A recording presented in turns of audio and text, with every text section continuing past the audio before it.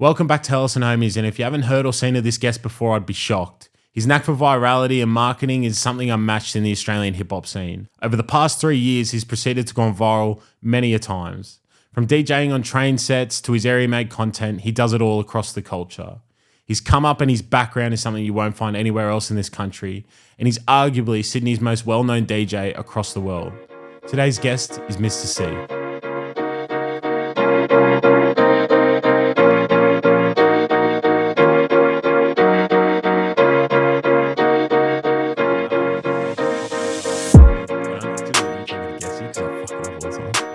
But I just roll off the dome.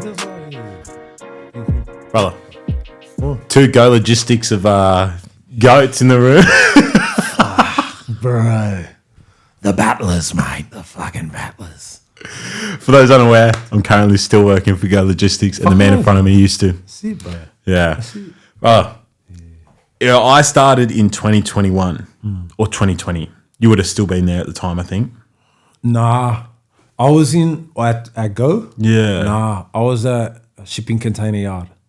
So I lost, like COVID happened and I lost my job. Yeah. I got made redundant at Jetstar. Yeah. Baggage handling. And it's like all the boys were like, oh, what do we do? What do we do? It's like, it's fucked up. I moved to, I sat at home for 6 months and started DJing like heavily. Yeah. Because everything was locked down. You couldn't do anything. I was like, fuck, all right, I'm just sitting here. Like, what am I going to do? And then a job popped up at this place called WSI in near Bankstown. And yeah, bro, it was just a warehouse job, bro. It was just fucking whatever. And I was unpacking shipping containers, packing pallets. And it was putrid, bro. It was fucking putrid. It was soul crushing, soul sucking work, bro. Dirty, bro. So, and just, bro, like being in that shipping container made me think about my life and think about my decisions and what I'm doing. Bro, the boys, bro, made mad friendships with boys there. Fucking some of the sickest cunts. Can I swear? Yeah. Bro, some of the sickest cunts, bro, I've met in my life was in that shipping container yard. At the same time, there was a lot of toxic masculinity, a lot of just people that had like run each other down. You know, if you whisper a dream, you know, you'd say, so if it wasn't about going to the pub and having a slap after fucking the job, after the day was done, it was like, what else are you fucking doing with your life, mate? Like, you're fucking, mate, that's what we're put on this earth to do. It's just like, bro, I got dreams, cuz I got aspirations and shit. So I just learned to just shut the fuck up. I was there for 1 year and 22 days. Yeah. And then I remember I was outside the front of the warehouse and I was just fucking, bro, I was journaling every day on my break, planning. Like I was like, I'm going to fucking do this shit. I did the affiliate marketing course, started learning algorithms and shit. And then called one of the boys and he goes, bro, there's a position as a courier. And I'm like, fuck, it beats sitting at a warehouse stuck all day. Yeah. I'll go and do anything but this. And then I went into Go Logistics for like 6 months. And you weren't there long, eh? I wasn't there long, but it was like, that was a mad experience working there because I was still, and bro, this is just my experience. And I know you're still doing your thing. So do your thing, get your money in fucking earth, bro. That's it. You're being creator, bro. You're a creator as well. That's hectic. What it taught me was like being there, I still felt like I was at a warehouse, but I was out and about delivering packages. Yeah. And it was cool to be out, but I was still like chained to, you know, like the waking up at this time. Bro, I'd pump 15 hours every day, 5 days a week. Yeah, see, I don't do that shit. Yeah. I was just slaving, man. And I'm like, bro, I can't do this. I started seeing the scene, the Oz scene, the rap scene, everything. And I'm like, fuck, that's so dope.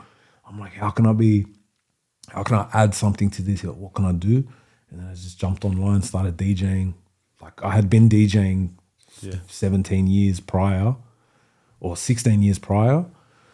And as the years passed, I never stopped DJing. So when I caught myself in that moment, that's when I just fucking, I was like, TikTok blew up and Instagram blew up. And then I'm like, I'm done. I'm like, fuck this. I'm going to do this full time. I'm going to make money off this no matter what. And I'm not going to work a 9 to 5. And but Go Logistics, man.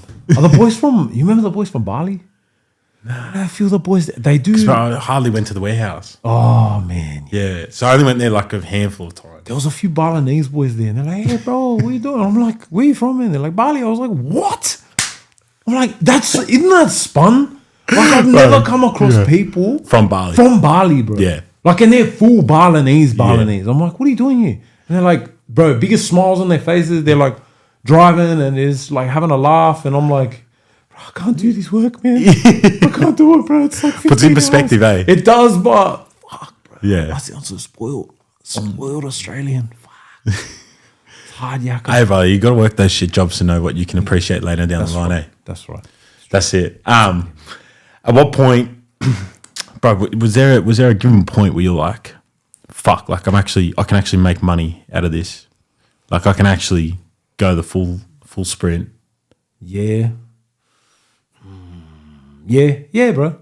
The actual point, probably like Shoe Grab, bro. When Shoe Grab came, shout out Shoe Grab.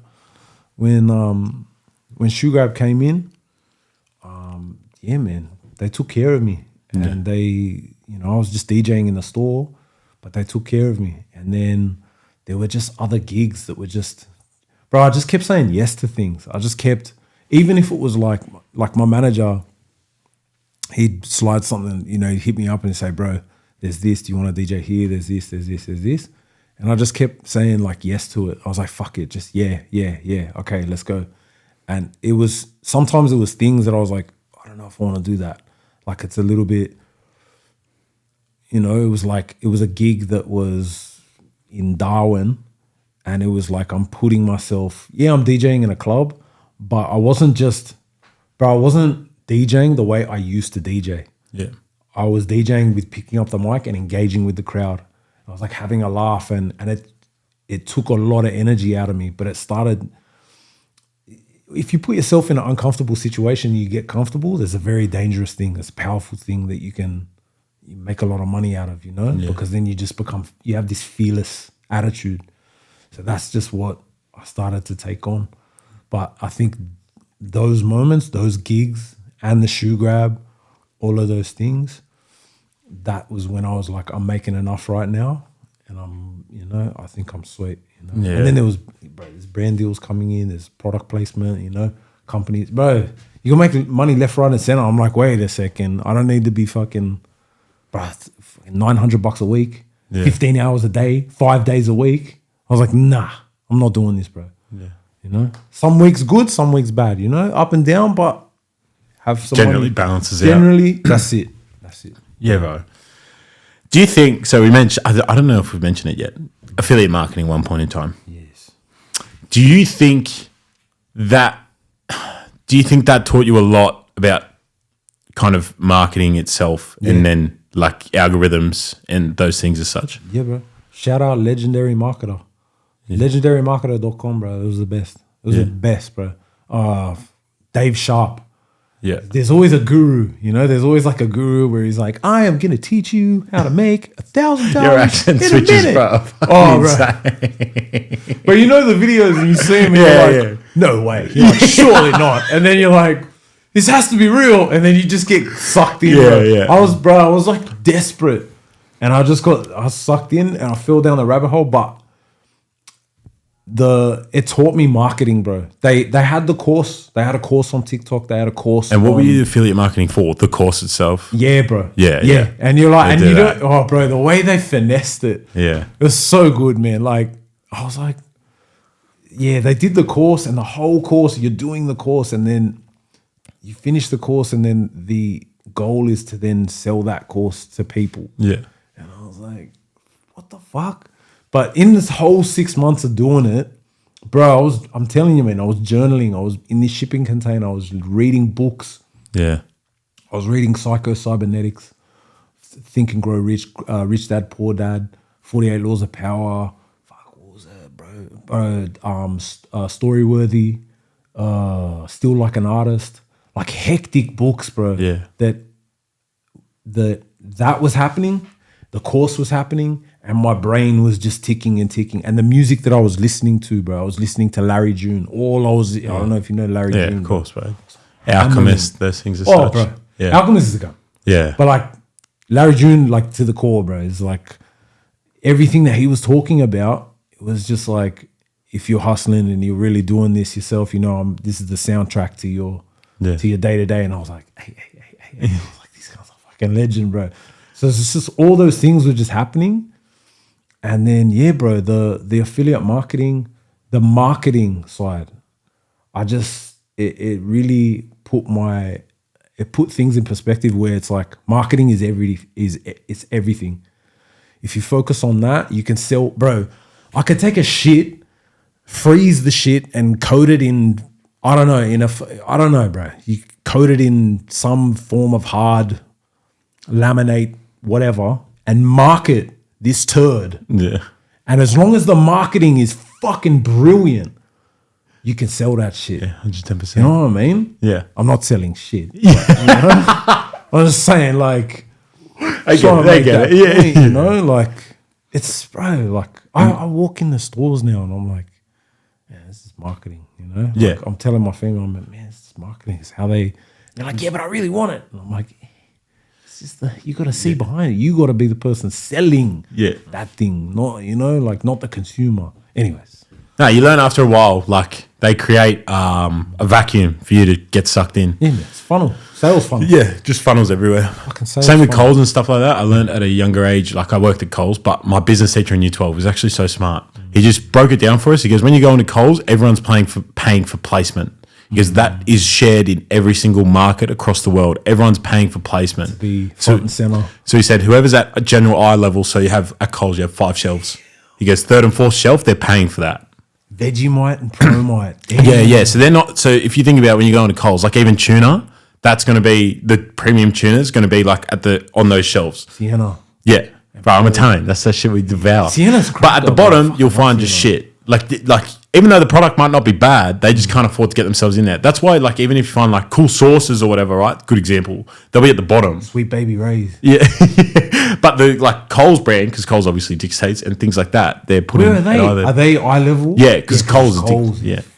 Bro, but see, that's like marketing. I fuck with Audi, bro. Yeah. I love Audi, but like there's certain things I go. That's crazy, bro. Yeah. Eye level, man. I never. Yeah, end of aisles, things like that. Where along in the aisle. These are all things that are like genuinely marketing, and like a store layout.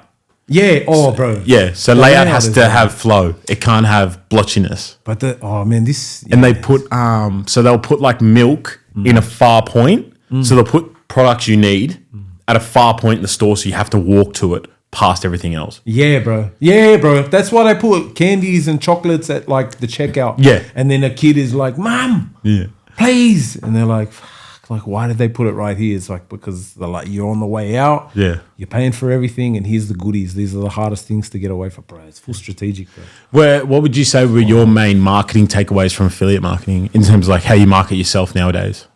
Oh, bro, hooks. Learning the format of like a video was key, bro. Learning hook, story, call to action, and having the first 3 seconds of it very catchy. Learning that controversy sells. Not too controversial, but in good taste. You know what I mean? Like one of my examples is like learning. Yeah, man, just learning. Like every time I make a video, bro, I'll always go back to what I learned from the affiliate marketing, and then like work on the hook. What's the hook? What's gonna like? It's clickbait. It's like what's gonna draw someone in. Yeah, 110%. Because if you draw them in, they've clicked it, they've watched the first 3 seconds, and then there's like, if the story's decent, they're gonna pump that whole video. That's probably, and then in terms of marketing, bro, I'm always just focusing on that, and then bro, I don't want to say too much, bro. I don't want to say too much. Oh no, bro. You can give away all your secrets, brother. It's the application of them. Yeah. Bro, honestly, man, like, I laugh at gatekeeping. Yeah. Because it's on the internet. Everything is on YouTube, bro. Yeah. I've run into people now. I'm like, man, how do you do that? DM, I'm like, bro, that's crazy, bro. How did you go about that? Yeah. Or I'm sitting next to someone. Bro, and people, oh, yeah, but if I give this to you, and they'll have a laugh, and then, oh, if I give this to you, you're going to take all my ideas. I'm like, bro, the book I read, the Still Like an Artist. Yeah. Nothing is original. No idea is like the Mona Lisa was made and everyone, whoa, it's the Mona Lisa. Years pass, another artist sees it and they're like, wow. And they draw inspiration from it and then they just recreate something similar to the fucking Mona Lisa, bro. Yeah. It's not, it's just everything is, if you want to know something, you fucking jump on, bro, we've got fingertips. Yeah. Just type it into the internet. Problem is, we live in the information age. Equally, the problem is we live in the information age. So you can get distracted by the most useless information. Yeah. But you can also extract more information than you could ever imagine. That's useful. That's, I feel like, a bit of a problem. I'm as guilty of it. I get caught up in it. It's true, bro. I know. Bro. Yeah. I'll be scroll a little bit and then I'm like, What I the need fuck to am I research doing? this. And then on the way to researching it, something else pops up. Yeah. And I'm like, Yeah. what is it? And I lose my train of thought. I'm like, fuck. Yeah, Speaking of marketing and trains, you just mentioned a train there. Even though it was train of thought, you've gone wildly popular for your train sets. Yeah, bro. It's good, man. How did that come about? And how did you expect the reception? On socials or when I was Oh, actually, no, physically there? real life, yeah. Real life? Bro, I thought people were going to laugh at me. Yeah. Honestly, bro, I did, but it's that fearless. I'm like, bro, like I'm a human, bro. Like we're all, everybody's got their fears on what if I do that? What if I go and DJ on the street in front of people? People are going to walk past me like, yeah, you fucking dickhead. But that's just me being in my head. So I had those feelings. I had a feeling of like, but if this goes really, really well, and that was my manager, he's sitting there next to me. He goes, yeah, but cuz, what if this shit fucking blew up, bro? Like, what if it went really well? And I'm like, yeah, true. How it came about, we were sitting there. I was just on my couch, me and Ziggy, and he was like, bro, like, looking at his phone, this. And he's like, what are you doing today?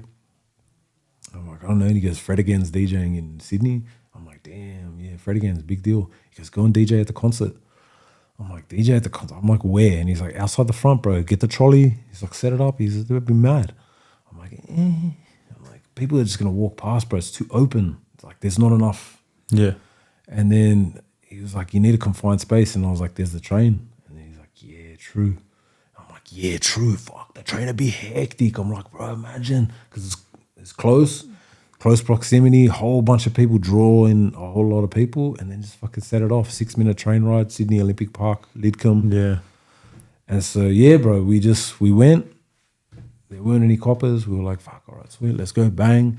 And that attitude of seeking forgiveness and not permission, that played a huge part of it because it's like, if I know there's big potential for it to be dope, don't go asking New South Wales Transit, hey, we want a DJ on the train.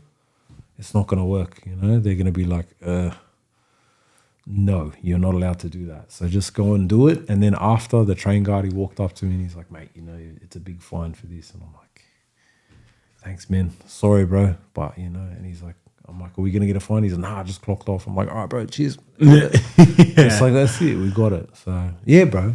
I didn't think it would be received like that. What about online? Because that... Online, bro, I didn't think it would go crazy. And then when Channel 9 reached out, I was like, fuck, this is hectic. Like, it's like we had an idea. Like, you can have mad ideas all day, bro. I'm sitting in that shipping container, bro. I'm driving the fucking Go Logistics truck, dropping off parcels and whatnot. I'm like, man, I got mad ideas, man. I got dreams, cuz, You're sitting there to yourself thinking about them. You can have ideas all day, but they're worthless because you don't act on them, And I've had so many written ideas, but I never acted on it. When I started acting on it and taking action with it and really executing the idea and then just putting it out there, just pressing post, I mean, like, fuck, I just put it out there. Don't look at it. Post and ghost. Check the comments. If you know in your heart that it's cool, that it's dope, people that appreciate it, bro, the people that hate on it, fucking whatever, bro. They're probably the person sitting next to you packing the pallet, like, fuck, grab. You know what I mean? It's like... 100, bro. Anyways, bro, I'm going 100 miles an hour. No, you're not. I have this thing called Sunday League. So, do you know football at all? No, it's like park really. football. Okay. We film every game. I do a commentary over it. It's a 20-minute video. It does well. So, like, we had videos that did 5.5 million this year. That's hectic. Yeah, for fucking blacks and redbacks, bro. It's not bad. And we had a YouTube video, a full 20-minute video, do 80K on YouTube, which is not bad at all. That's fucking mad. Most episodes doing 4 to 5K, which I'm really happy with. Yeah, that's mad. That's my retention. YouTube? That's my minimum. That's my retention. Yeah. Yeah. So that means, and my average watch rate is at over half of the video, which I'm very happy with. But, bro, people ask me, so it all started with iPhone footage before every game. Like, welcome back to Sunday League. Here's Ben. He's still drunk. Trav was vomiting out of car a minute ago. Tao's about to play, and Tao's in a full tracksuit, not got any soccer gear on. And, like, one of the boys is refereeing. Pete's playing up front, he doesn't speak any English. Like, bro, just rattling, right? I'm good at japping. Yeah, hard, bro.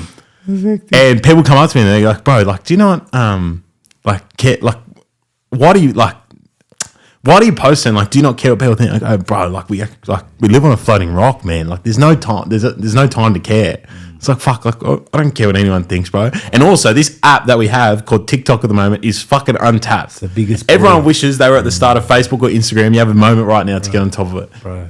But yeah, because I live in the mountains as well. Yeah. Like, I'll drive home tonight, and if it's not a cloudy night, I'll look up at the sky and I'll see that many stars. And I'm always just reminded, like, you're just a speck. Yeah, bro. And that's is equally beautiful as it is to sad to some people. Well, I think it's quite beautiful. It's like the fact no one actually cares. Bro. So just fucking do it. It's just do it, bro. Yeah. I heard this morning, bro. I was having it. It's Jason S.I.P.S.L.O. Shout out Jason S.I.P.S.L.O. I shot this little content real quick with him. And he said this one thing to me. He goes, he's like, what does it matter about? You know, like if people are hating, if they're saying, you know, things like that. He goes, bro, like you're gonna die eventually. We're all gonna die eventually. Yeah. I've heard it before, but he said it this morning and it just like resonated like really fucking well with me. Where he was just like, bro, we're all gonna die. That you're not gonna, when you're a grandparent, it's like, what's that person's opinion? Yeah. Like, what does it matter at the end of the day? It's done. It's like, just continue living your life. Yeah. Fucking hell, bro. Bro, I've copped a bit of hate, but then I also look at it as like engagement. I'm like, fuck yeah. Yeah, man. Especially on TikTok, you need comments. Oh, bro. Yeah. Man. But no, bro, no one's ever said a word to me. Like, oh, actually, no, I take that back. A few people have said a word in real life. In real life, yeah. But like, bro, like, oh, fuck. Have you ever had anyone in real life, like, in real life? Any snarky comments or anything where you're like, oh. Yeah, of course. Yeah. Of course. Oh, bro, of course, man. Of course, bro. Yeah, like here and there, but yeah, at the end of it, I really like walk away from it and then like dissect them in my mind. I'm like, okay, wait a second. Why is this person talking to me like that? Like they're saying like, that's oh what? Oh, bro, you're just gonna you gonna do this forever? How much do you make? Like, fuck, how much do you make? But you make pocket watching, eh? Yeah, I hate it, like, bro. I hate it. The fuck, bro? Like, mind your business, cuz. But at the same time, it comes with it. I'm putting myself out there, and people, you know. But I really just try to dissect them. On the other hand of that is like when I grew up, you know, growing up and copping beatings, getting into fights and getting fucking, bro. I'll say it on that, bro. I'll say it for the record, bro. Like I lost every fight I've probably ever been in. I got pumped constantly and I hated that part of my teen years where I was just like, and I wasn't starting the fights. It was just wrong place, wrong time. Sometimes I did do the wrong thing, and then in hindsight, I'm like, damn, I kind of did do the wrong thing, and I deserved to get my ass kicked. But I didn't deserve to get fucking stomped on the ground and then fucking unconscious, and they're like, fucking your dog, you know what I mean? Like that's like brutal.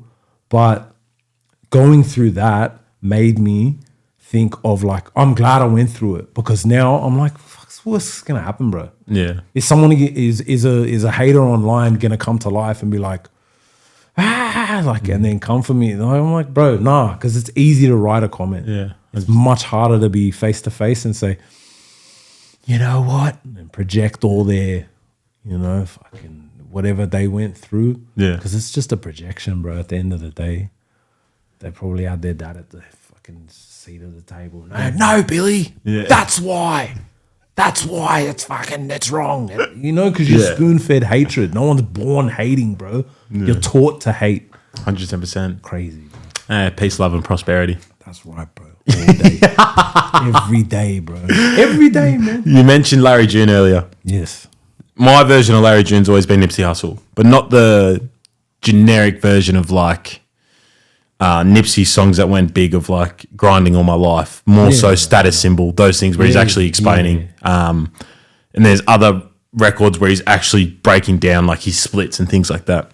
One of the best is not Nipsey, but Jay-Z on What's Free breaks down his split in every business he has. I find that so fascinating. It's my type of hip hop. I love that. Like, I'm not a big Jay-Z fan. That's fair. No, I love it. Because he doesn't do it often. Really listen to it. But that was one of my favorites. But the reason I bring that up is because you were also known as S.I.P.S.L.O. Now, what that stands for people listening, stay independent, progress successfully, and live organized. That stay independent part really hit me quickly. Damn. I need to bring that back. Absolutely, you do. Damn, yeah, Where did you get that acronym from? Bro, I'll tell you bro. It was like 4 o'clock in the morning, bro. I'm like sitting on T2 domestic airport. Yeah. I was in the back of the hull of the airplane, and I'm waiting on the container to come in. Yeah. And I'm just like sitting there, like waiting, and the leading hand's there, and he's like, "It's 4 cans," and I'm like, "Yeah, fucking 4 cans, bro." Like it's like 4 containers of like bags that you have to like chuck in the back of the hold of the plane. I'm like sitting there, and I'm like, what's a fucking hectic DJ name? Like, I was like, what's more, because Mistah Cee, I was always Mistah Cee from the jump. Yeah. And through the years, I was like, I don't know about Mistah Cee. I was like, I'm more than that. And I was like, I want to like represent something. The Mistah Cee came from my father and played a role was Mr. Fab. I don't know if you know Fabby Davis, Mr. F-A-B. He's from Oakland. Yeah, right. Bro, he's gun, bro. It's like the mayor of Oakland. So his name is Mistah Yeah. And I took that And Mistah, just the same. Then I found out years later that he had an acronym out of it where it was money is something always to have, forever after bread. And I'm like, that's so fucking dope. I was like, damn. But I'm like, I can't bite, most of the year. So I'm like, sip slow. I was on the drink, like not like full alcoholic and that, but I was DJing in the clubs. I was drinking and whatnot, and I would always drink my drinks really, really fast. Like I would just pump them. And my brother would tell me, he's like, bro, just like sip slow. And I'm like, damn, that's kind of like, that's fucking cool. That's a cool fucking name. So S.I.P.S.L.O came in, and then I'm sitting there in the back of the hold, and I'm like, what if I broke down S.I.P.S.L.O into an acronym? And then it was like, I'm like, it has to be all the things on how I am needing to live my life. Stay independent, progress successfully, and live organized. Yeah, you live it, bro. That's it, Lived it, and still living it. Sometimes I wish I was more organized than other times. Sometimes I'm very unorganized in other aspects of my life, but when it comes to the DJing and content and putting my brain into things, I'm like helping my mates, and they're like, want to make content. I'm like, all right, bro, it's consistency. Let's fucking go. 1, 2, 3. And they're like, I just want to finish this Netflix series. I'm like, shut the fuck up, bro. Do you want to do this or not? Like, let's go. Like, yeah, bro. The stay independent part. Stay independent. Yeah, stay independent. Fucking nice. That's like, I know I can put it on me. I know I'm my own brand. I know I can do it. It's like, I don't need, this is an old acronym. So the independent, yes. But at the same time, you need a team. There's moving parts that go with it. If you got a cameraman, someone that can edit really well. Yeah. You can't do everything all by yourself. But you can still, you can remain. Have an independent movement. That's what it's about. Yeah. Not just you operating everything. It's an independent movement. Nipsey, it's Nipsey, it's Larry, it's G Perico. It's the rappers that I've been listening to, that we've been listening to, bro. Yeah, 100. Now, the Locals Only mixtape. Yeah. That was probably something that progressed your career as well. Yeah. Hope so. Shit. How did you feel when that dropped? Bro, I was praying on it. I was really praying on that mixtape for a long time. It took me that mixtape took me like 2 years. I did the first half. Yeah. And I just shelved it for ages. I was like, okay, I'll finish this. And then I came back to it, and I'm like, just finish what you started. Came back to it. And yeah, man, just posted it on SoundCloud, and then made CDs, gave out a couple of CDs. This is when CDs were just at the end of death. Yeah. gave them out, and then kind of life happened. And then I started checking the SoundCloud stats, and it was decent. I'm like, what the fuck? And then I jumped on TikTok, and then I was getting like DMs and messages, and people were like, bro, I fuck with that tape heavy. No one's done, you know. I've heard a couple of local tapes, but I would go to the train station and record sounds. Welcome to Sydney, you know, like doors closing. Please stand clear. Like, how the fuck did you do that? You're a fucking soundboard. Yeah. Oh, bro, because I always, as a kid, bro, I was always mimicking. I was always like listening and then try to like redo it. But yeah, bro, I was recording heaps of sounds and then taking them to the lappy, putting them on the turntables, and then cutting it into the whole mixtape. Bro, do you remember the start of that tape is like, have you ever bought or rented a videotape that wasn't quite right? It may have been a pirate copy, an illegal and inferior copy for which you paid good money. Pirated tapes rob artists, and you know, it's like like this is me and my brother, me and my older brother. I remember that, Pump TV, bro. Like, yeah, because we used to, this sounds bad. My family used to go to Thailand, like mum and dad used to go, and they used to bring back CDs all the time, man, yeah. bro. And every CD would have that like, the video piracy. the piracy video where the chick's running or whatever. And you wouldn't steal. You wouldn't steal it. Yeah, so why are you stealing it? And it's just like, fuck off, bro. I always saw it and I was like, oh God, you wouldn't steal a car. And that's it. Yeah. Then it cuts the next scene is the most intense. Like, bro, fuck me dead. But like, I took that snippet and then I put in, it was like, have you ever bought or rented a mixtape that wasn't quite right? It may have been a shit cunt fucking DJ. And then the shit kicks off. There's little snippets in that mix that I knew people would really appreciate in the locals only mix. And then years have passed now and I'm like, all right, what if I did a locals only 2? And I'm like, nah, what if I did area made? Like what's something that's way more a statement? Yeah. Whereas like anyone that's doing locals only, local. Yeah. But if it's like area, that word and made, bro, is like you're born and raised in it. You're in the thick of it. You went through it, and that's fucking way more. How do you feel with area made on its way? Well, it will be out by the time this goes out. Hey. Yeah. I'm G'd, bro. I honestly, it's good. It's good. But like I reckon the locals only. You know when they do a sequel to a movie and then the sequel never is as good as the first one?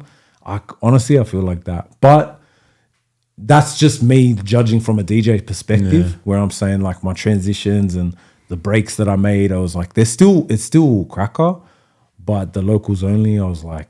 It's probably the nostalgia of locals only as well. Probably holds that special place. But 100. But the music on there, on Area Made, is fire. Like, it's music that's to be celebrated, man. It's these artists.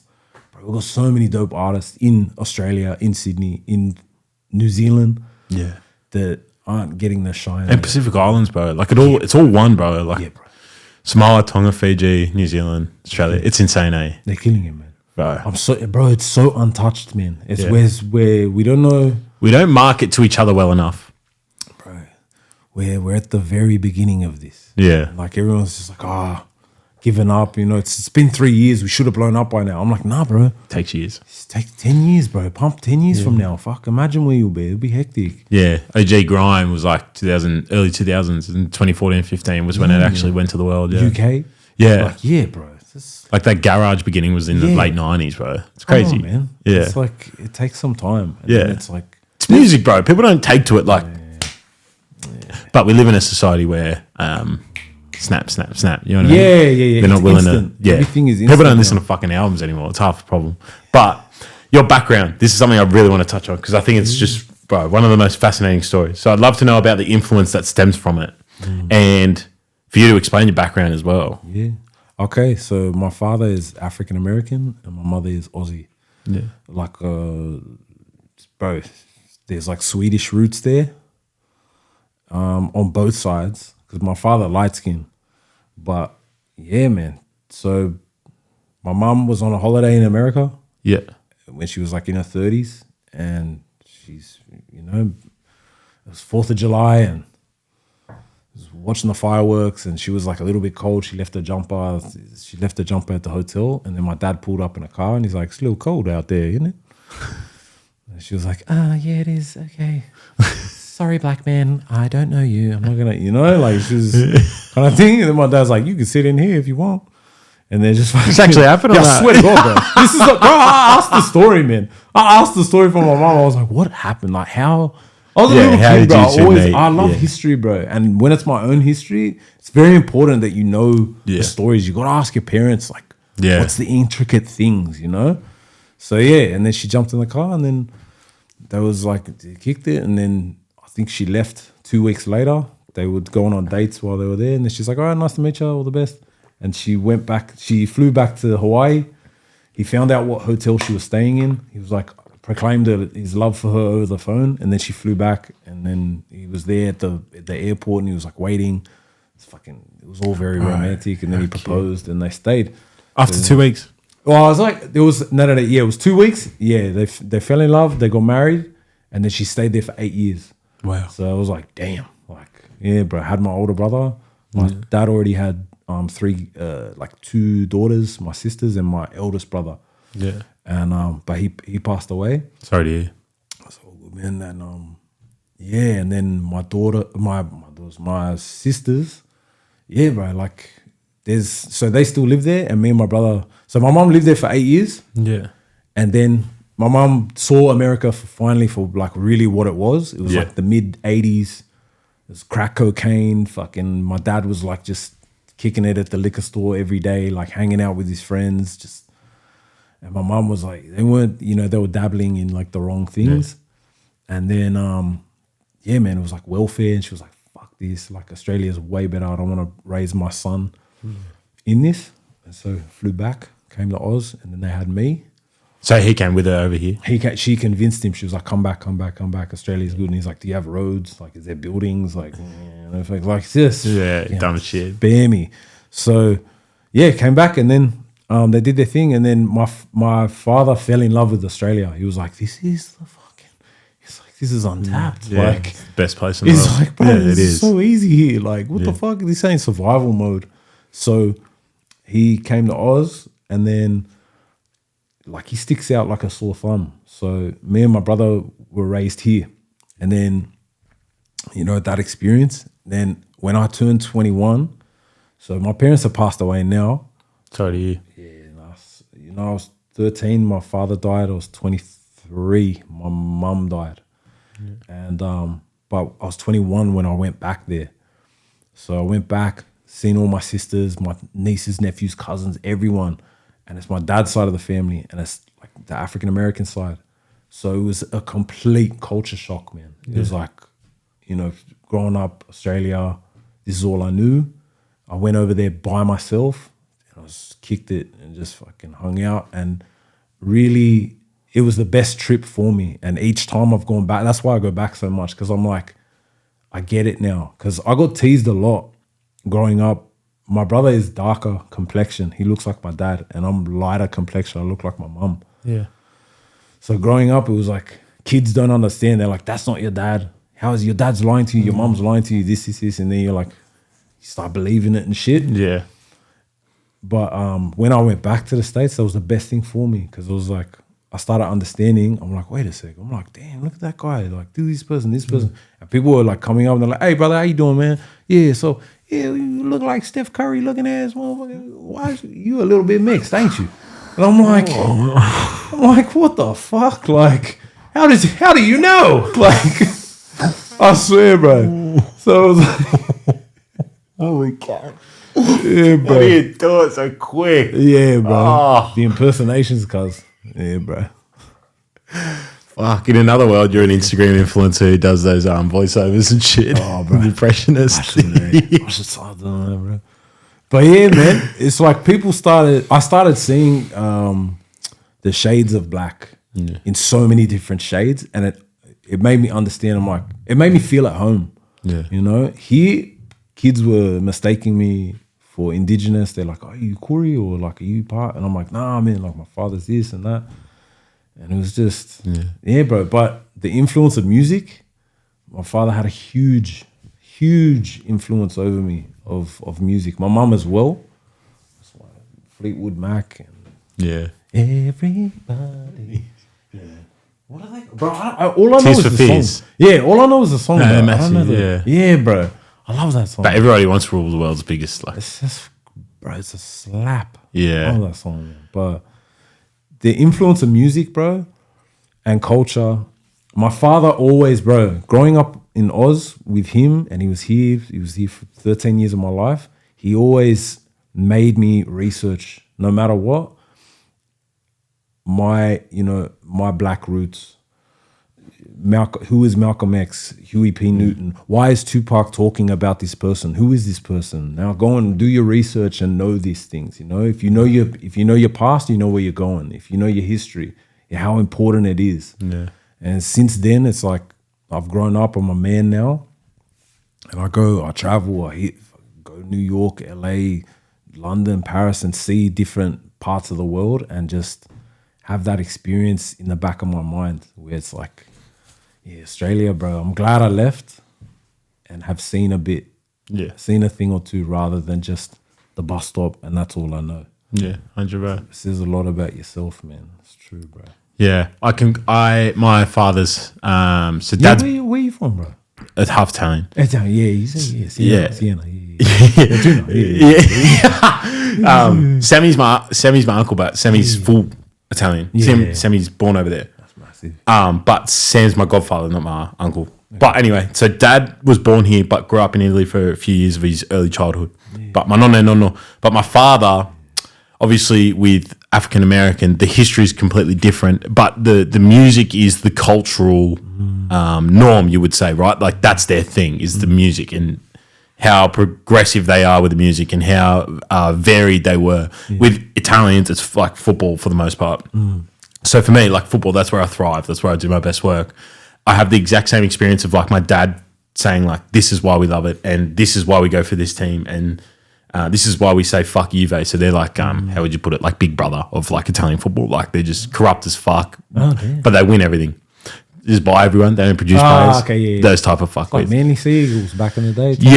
Yeah. So, but like way worse hatred. Like way worse. Like there's no one in the NRL that even compares to how much like I hate Juve, and I've never been to I haven't been to Italy with my father, and I like cannot stand them. You have the hatred, bro. It's in the hatred. You're at the table, and he's like, "That's why we hate them." He's like, "Here, take another spoonful of hatred." It's like, it tastes good. Fuck, bro. But like learning about like with Italy, like corruption, all those things. Like my father made sure to teach me, like why we eat this food, and this is like. I don't know, the food and the football was like the big things that always stuck out to me. And when you were talking about the music and learning about the history, completely different sets of history, but also like just the importance of knowing like where you're from. Yeah, man.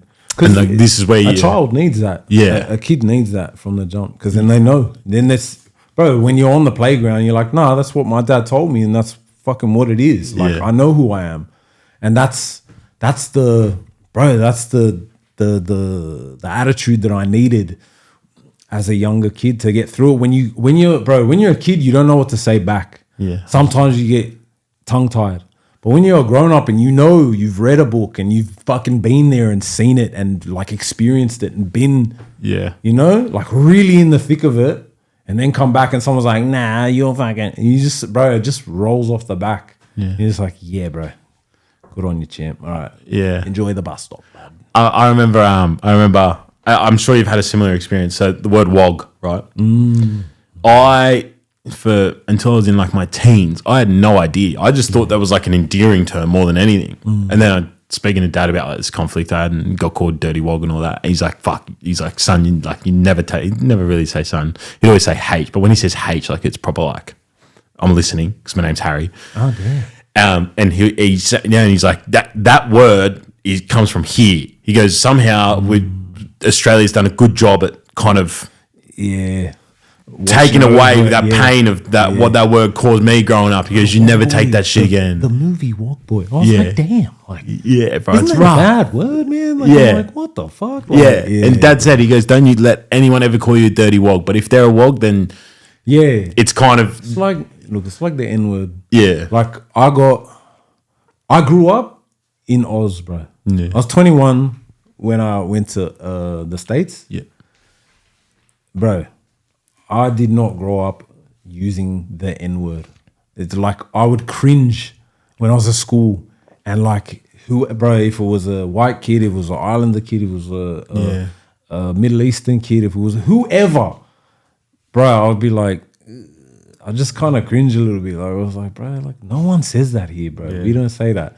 The hurt of that word is there, of course, because it's a derogatory word, but it is been coined into a term of endearment as well. Yeah. This, bro, this back and forth, bro, this debate will go on to the end of time. Yeah. Like it's a very triggering word for too many different people.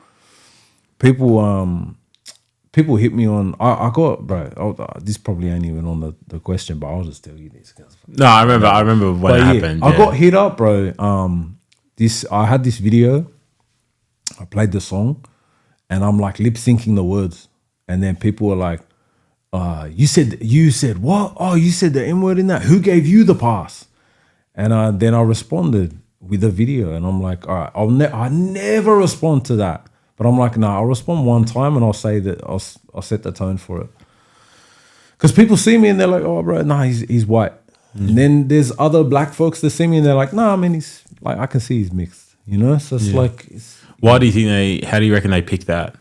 The lips, man. I got gigantic lips. And sometimes it's just features, it's bone structure. Like, bro, I spun out first time walking down San Francisco Boulevard, bro. That's San Francisco Boulevard, the boardwalk, sorry. Yeah. I was on the boardwalk, I was with my niece Cecilia. I'm walking with her and I seen this like group of blokes. And this one dude, he's in an all black hoodie and he's got his back to me and he's massive afro. Yeah. It's just like I was 21, bro. I'm walking down the boardwalk and he turned around and bro, his guy looks like me. He light skin. Yeah. He had freckles, he had massive lips, and he just had this huge afro. And I'm like, damn. And he's like, oh, what's good, bro? How you doing, man? Hey, where you from, man? Yeah. He was like this. And I'm like, what the fuck? Like, yeah. That was the whole, there's so many shades of black, you know? But in terms of that word, I did a response video and I was like, look, who gave me the pass to say it? I'm like, this is my heritage. I'm like, here, this is my mum, this is my father. That's it. And left it at that. And people... How did that response go? People were like, yep, drop mic moment, shut the fuck up to that person who called him out on the thing, whatever. Even the kid that commented, he was like, man, I'm getting DMs from everyone, man. I'm getting hated for trying to call you out. He's like, can you play? And I'm like, hey, man, you want to fucking write comments? Yeah. Hey, bro. You want to get in the kitchen, deal with the heat. Come on, bro. Don't. Come on, man. But, you know, whatever. Maybe he's 12 years old, bro. I don't know. You know, don't comment on there, bro. Don't be silly. So I think, bro, honestly, people are like, they're like, that's it. And then this is what I mean by like this debate will go for the end of time. It's so, there's too many things. Yeah. There's too many things in it. But at the end of the day, do I walk around Australia and say that word on a day-to-day? Nah, bro. I don't talk like that. I'm not being myself if I was talking like that. I was raised saying like, yeah, bro, I was thorn. Yeah, fucking oath. Oh, no, hectic. Yeah, it's why. Yeah, fuck. Yeah, we'll see. You know? Or what do we say? We say cunt here. Ridiculously. Yeah. Bro, he's the sickest cunt, bro. You love him. Bro, fuck that cunt shit, bro. He's the maddest cunt, bro. Bro, funniest cunt, I swear. You know? Yeah, bro. We hammer that word, you know? I got told when I was in Europe traveling once, the way I used that word, they could tell I was from Western Sydney. Damn. Yeah, bro. See, that was fascinating to me. I grew up in Maroubra. Yeah. This is the East. Everyone using that word. Bro, I grew up in, the kids out at Lapa and Bilga, Namatjira, like the Koori kids out there, they was all rocking TNs. Until I moved to Bankstown like 10 years ago, I started seeing all Lebo boys and they're walking around in TNs and I'm like, isn't that like a Koori thing? Like, what the fuck? But that's such a... And then Western Sydney people are like, nah, man, TNs are a Western Sydney thing. And I'm like, It's funny, It's funny. There's so many pockets, bro. It's like... Yeah. It's beautiful, but... It's a beautiful thing. It's a beautiful part about Sydney City. It is, bro. Yeah, you won't find, like, culturally, it's just such a fucking enigma to the rest of the country. That's wild, bro. Of, like, the subculture, the underground culture that Sydney, like, through time has created. Yeah, man. Everyone has, like, slight dialects, fashion, movements. Dialects for sure, man. Like everyone can say like, oh, my area was doing this in like 2012 or like 2005. You know what I mean? Like every little area's had a pocket of fame and things like that. It's crazy. Bro, working at the airport and seeing the difference between like working at the airport back in the day, half of the boys were from Cronulla and half of the boys were from Punchbowl. And there was like a full-blown tension in the room. Yeah, that's some crazy. days, bro. And I would just sit back. The Fijian boys would be over here and I'm like, hey. Yeah, Tosoviti. Yeah, I'm like, hey, hold on, bro. How you doing? How you doing? Bro, I just kick back and just watch and be like, and just see the differences in ethnicities, bro. Like from Aussies and Lebanese community, bro. Two different, bro. Like sometimes it was tension and sometimes it was, bro. Most of the time it was peaceful. Yeah. But I just saw two completely different sides of Sydney. Yeah, You know? for sure. Cronulla, all that shit, bro. Crazy. Bro, if you were to have a 6-track EP, a feature on each track, dead or alive, which 6 artists are you picking to feature on this EP? Different artists. 1 per track. Okay, 1 track. Okay, so 6 rappers, 6 artists, 6 artists. Yeah, because personally, I take Erykah Badu. Yeah, man, I was about to say Lauryn Hill. What the fuck? Damn. Okay, 6 on each. So Or Georgia Smith. damn, Georgia, she pretty. But my missus is way more pretty. Okay, Who would you take? I'll take J. Cole, Tupac Shakur,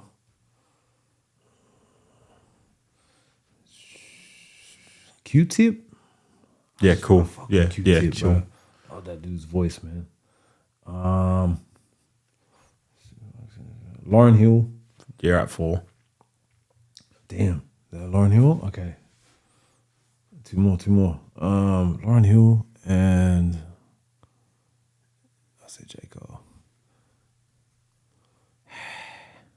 I don't want to say Kendrick Lamar, but I've been listening to a lot of Kendrick right now. Yeah. Like it's the times. Yeah. I'll say Kendrick, and last, I'll just throw this one in the works. Bro, Guru from Gangstar. Yeah. 100%. Bro, you gotta let that marinate for a bit. Because I know there's so many more, bro. Diamonds Are Forever. What a song. Man, is it Diamonds Are Forever? No. Family and Loyalty with J. Family Cole. and Loyalty. That's Yeah, the one, Diamonds Are that's Forever. Yeah, Diamonds Are Forever. Like Yeah. Family and Loyalty, bro. Bro, Moment of Truth. Yeah. Moment of Truth, hardest song they ever, bro. The Guru ever. Second verse of Moment of Truth. It's craziest, bro. I'm like, Yeah. I'll give you my 6. Dave. okay. I met Dave. Okay. Oh, you? Before he was famous. Well, yeah, relatively famous. Dave, West Side Gun, MF Doom, Okay. Erykah Badu. Who else? Nipsey Hussle. Damn. Last one is not me trying to be unique. It's the first rapper I ever worked with, and he stopped rapping. He retired, but my favorite is CG Fez. CD Fez? Yeah, I don't know. Mountie Boy, Damn. bro. Doesn't rap anymore. Oh, really? Yeah, just turned his life around the other way. Yeah, fair enough. Bro, like proper storyteller, like insane, like by far the most underrated this country's ever seen. But if it wasn't him, if I had to pick, See, I want to go back on mine now. no, I'm not going back on mine. Actually, no. If I was to take a group instead of like one artist, I'd take Planet Vegeta. I love those boys to death, bro. Yeah, they are man. so fucking talented. It is insane, It's eh? ridiculous, bro. Even their content, bro. Like, Yeah. even like Everything they do, just brother. doing their visuals, Yeah. cars, how they're doing it, bro. I'm like, is it Svino? Yeah, 7-0. 7-0. Yeah. Fuck, You man. kill. Fuck, man. Yeah. If it's like, if that's his missus, like one of the girls in the back, and they like joining in and that. I'm Yeah. like, man, I wish. His missus is in them. So Yeah. Danny, she's around 30, and then you got Reezy, she's 20, Bro. and Reezy sings as well. I wish I had that participation from like someone that I am in love with in my creative. Yeah, bro, Danny's the space, best. and they're jumping in as well. Yeah. And I'm like, fuck, man. I've been to their house for bro, like it's hectic. live music sessions, Yeah. and he has his kids there and everything, and like all his family, and bro, like their whole crew is the best. But like He said to me before, like, Danny's like, he left footy to go on a honeymoon with her. Trent Robinson at Roosters. Yeah, he was Roosters. Yeah. That clip went viral from Yeah, my I saw body. that one. Yeah, bro. Oh, it's crazy. Yeah, he Fucking sick cunt. yeah. It's Roosters or going on honeymoon. Yeah, fuck it, I'm out. Going on my honeymoon. This man.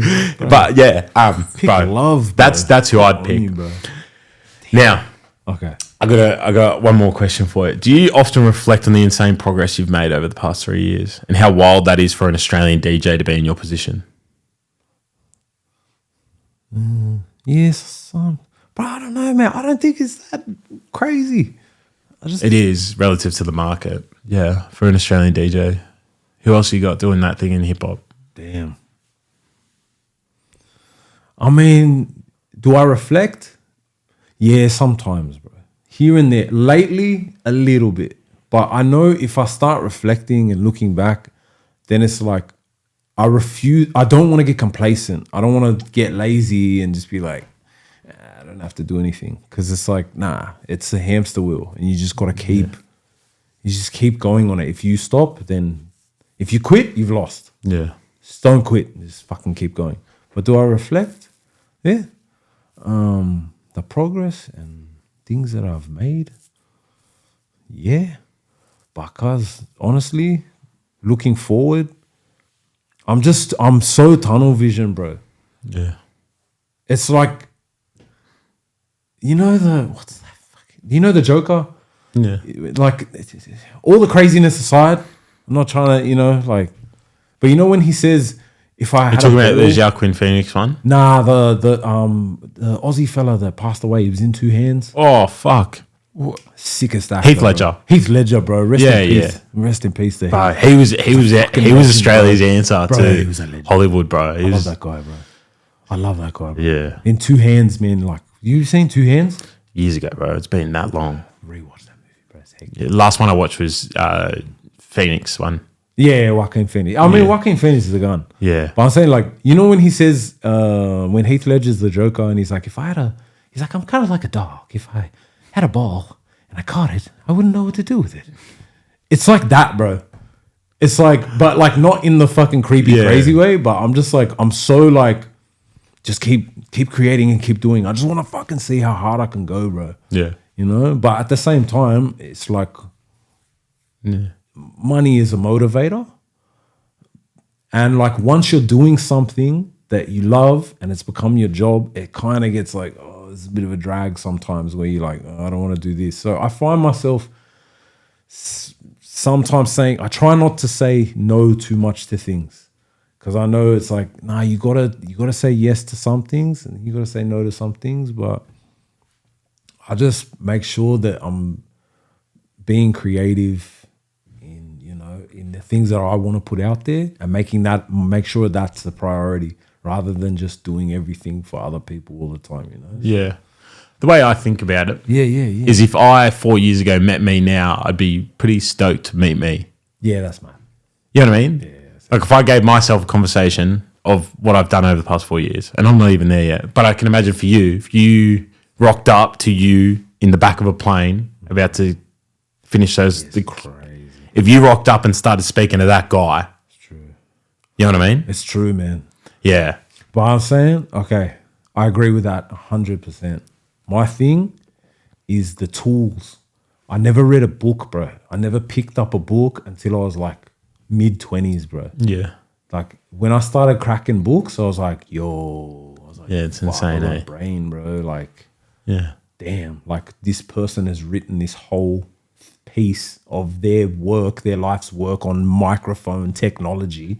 And now I know about microphone technology because I read this fucking thing. Yeah. It's crazy, bro. Yeah. Like I never had that. I was always just hanging around boys that are like, nah, bro, fucking pumping, bro. Fuck that cunt. Like, I'm like, I love them boys and I love that part of me. But there's another part of me where I'm like, hang on a second. Like I got a fucking brain. Yeah. I can use it. I can apply this. So if I could go back in that time machine to the kid in the back of the plane or in the shipping container, it's like, yeah, bro, just read a few more of these. Keep coaching. Same, bro. Yeah, I think that's probably the main thing. Like, I'm pretty happy with everything I've kind of done in my life. I got a uni degree and all that shit. But Bro, yeah, if I could go back, definitely start reading books when I was like 18, 19, maybe. Like during school, you read enough. But yeah. Bro, because I never read, bro. Yeah. My backpack. It just wasn't cool, bro. That's it. Bro. As I went to simple as it school is. for recess, bro. That was it. Yeah, Talk bro. to Lunchtime girls and football. fucking kick back and be like, yeah, fucking shut up, dickhead. Like, it's just, bro, like, what was I doing, bro? You know? But we have to go through these things. You ever read The Alchemist? Wait. Yes. It's about the journey. He goes on the journey. Yeah, bro. I always refer back to that. It's just kind of, bro. Shout out Izzy, Go Logistics. He owned the run. Yeah, bro. That's he gave me The Alchemist. It was the worst move he could have done, bro. Yeah. He gave me The Alchemist. He was like, read this. I was like, it was on audiobook. So I'm like driving around, delivering packages, listening to The Alchemist, and I'm like, I'm gonna quit this job. I feel bad, man. It's like, you know, I was working for him, and I'm like, hey, man, I'm sorry. I'm like, The Alchemist is. That's the point of it, bro. That's why I gave you the book. Yeah. Fucking sick, cunt. Have you listened to 50 Cent's audiobook, Hustle Hard, Hustle Fast? Hustle harder, hustle smarter. Yeah, that's it. 50th law. Yeah, bro. It's crazy, bro. Robert Greene wrote the 50th law with him, didn't he? Yeah, they did a collab. 48 and then the laws. Hustle harder, hustle smarter. Robert Greene's a fascinating guy. Eh? Yeah. Fuck, bro. I don't know too much about Robert Greene. Bro, he did a I pod know with 48 Theo. Laws of Power, and I was like, Never, bro. I don't want to say I never read it. I think I did read it and didn't pay much attention to it. Didn't catch me. But you know when you're reading and sometimes your mind's in another place? I think I read it at a time where I was like just thinking of other things. Yeah. But I listened to a pod with him and Theo Von and you're just like, wow, this guy's fucking tapped in the head. Like, yeah. But like good. Like, like good, he thinks, bro. Yeah. A man who's got nothing to think, thinks nothing but thoughts, bro. He's one of those guys where you're just like. A man that, what is it? A man that's got nothing to think? Yeah, it's something like, thinks nothing but thoughts. Yeah. Sounds like my brother. Bro, he just, I forget that quote, but yeah, it's just about like how he's one of those people that just thinks nothing but thoughts themselves, not about thinking about like the next, like when he's next drinking, he's thinking about other thoughts of trains of thoughts and concepts, ideas, theories. Yeah, shit like that. It's one of those guys that it comes across as. Now, last thing. The Area Made mixtape, the one thing I wanted to check in, and it's in my notes and I forgot to check in with it at the time. Would you ever move into an executive producer role rather than a DJ role? I think that's yes, I would. Because I think that's like a wise DJing, man. I believe that DJing is like it's everlasting. Like you can no DJ matter what you do. dies. Yeah. Never dies, bro. There's rappers that become DJs. Yeah. They get a few, like Snoop Dogg's a DJ. Pharrell. Yeah. What's his name? Anderson .Paak. Yeah. He's a DJ. Like, these are established artists and stuff, and they just love music and they want to put it out there. So the DJ never dies. But executive producing role, like something like a DJ Khaled. Yeah, I could see myself doing it. I could see yourself doing it too. But it's just putting the right things together, piecing the right thing, and then putting it out to the world. Yeah, man. I think that's man. Because it's like I can only man. I think there's a shelf life. Yeah. In what I'm doing, of course. But at the same time, if I quit, I've quit, and then I've stopped. I think it's like you just keep going and going. Yeah, but everything leads into something else. Yeah. It's like a river. Yeah. All rivers lead to the ocean. That's it. It's the same thing with work. Like people go like, oh, with like the football stuff, they're like, oh, it'll come to an end. It's like, bro, by the time it comes to an end, there'll be other shit I'm doing. Like you're stupid, brother. I don't plan on doing this my whole life. Yeah, that's but I'm gonna run the fucking whole track with it. You know what I mean? There's an exit strategy. There's an exit strategy into something else. You know? And that's it. It's the way of life. Anyway, brother, we're at 8 p.m. Bless, man. Bless. Got to get you off. Blessings, bro. Shout out Go Logistics. That's the one. That sponsored this podcast. I love those guys, man. For real. Right, good people, eh? The boys that